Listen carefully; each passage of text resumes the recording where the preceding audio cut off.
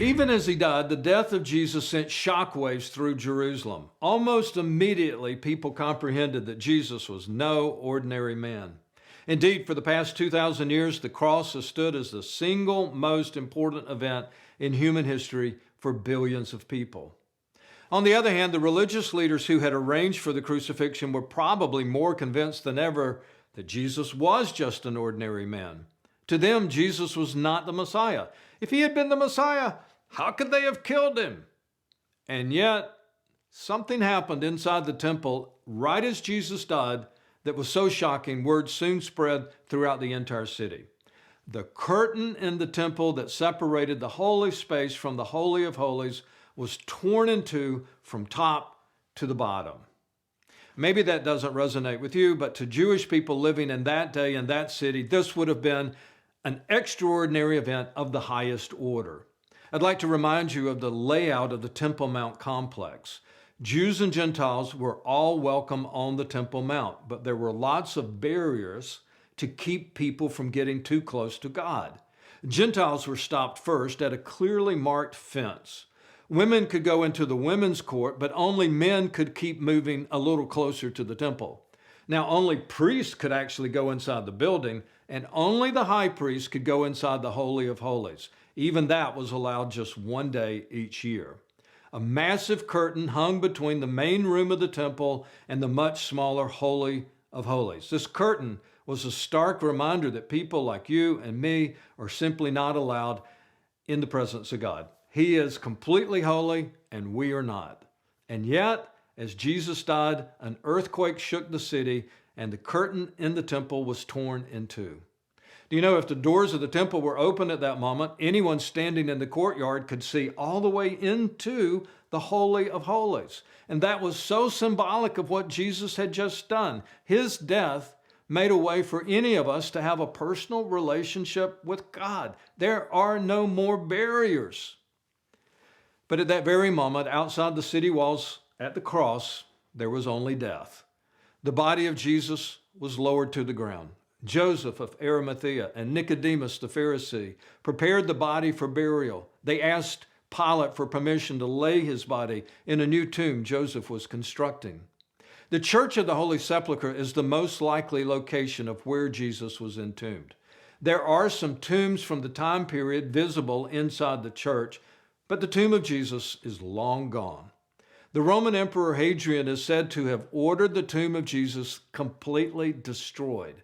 Then he had a pagan temple built on the site in his effort to turn Jerusalem into a Roman city. This happened about 100 years after the death of Jesus. But 200 years later, a new Roman emperor confessed Christ and the pagan temple was torn down. Since the original tomb of Jesus had been destroyed, a new one was built. And what was built looks nothing like a tomb from the time period or, frankly, from any time period. And obviously, it's not the tomb where the body of Jesus was placed. It may not even be in the exact location of the original tomb. It's impossible to know. But thousands of people typically visit the sepulchre every day in Jerusalem. This is the center of the Church of the Holy Sepulchre. I'd like us to return to the day Jesus died and the place where he died before we leave this lesson. Mark was trying to communicate some vitally important ideas even as he told the story. First, do not miss Mark's message that some of the women at the cross were also regular followers of Jesus. He all but calls them disciples. Among them were Mary Magdalene, Mary the mother of James the Younger and of Joseph, and Salome. In the Galilee, these women had followed Jesus and cared for his needs.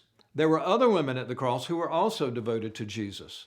Luke is another gospel writer who tells us that women were a part of the inner circle of Jesus' followers. That's important because centuries of tradition have communicated to us, for instance, that all of these male disciples were old men. In reality, the disciples were very young men. We only know of one of them who was even married. That was Simon Peter.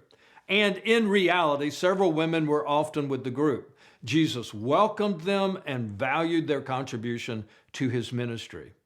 That was highly unusual in that culture, and it's an important statement about the value of all people in ministry today. And it was the women who were courageous enough and devoted enough to stay with Jesus as he died. A second important message for us comes through the incredible statement that a Roman centurion made while watching Jesus die. Surely this man was the Son of God. I think Mark included this detail because he wanted us to see the stark contrast between what this Roman centurion had said and how some of the Jewish religious leaders had mocked Jesus. The centurion's culture claimed that the Roman emperor was the son of the gods. That was the profession of faith every Roman soldier was expected to make. But something this centurion had seen in Jesus had impacted him greatly. Maybe he had been watching Jesus closely as a security concern in Jerusalem that very week. Perhaps he had heard Jesus preach or seen some of the miracles. Perhaps the earthquake shook the fear of God into him. Well, here's an important question. Did that Roman soldier understand all that he was saying about Jesus when he professed him to be the Son of God? Did he know all of the context or have a great knowledge of Jewish scriptures? Almost certainly not. And that makes him a lot like most of us. That's good news. This is really good news. This means you do not have to be an accomplished scholar to profess faith in Jesus. You don't have to be Jewish. In fact, it does not matter if you're Jewish, Gentile, male, female, young, or old. Everyone is welcome at the cross. The only question left is what you will say about Jesus. So, is he the Son of God or not?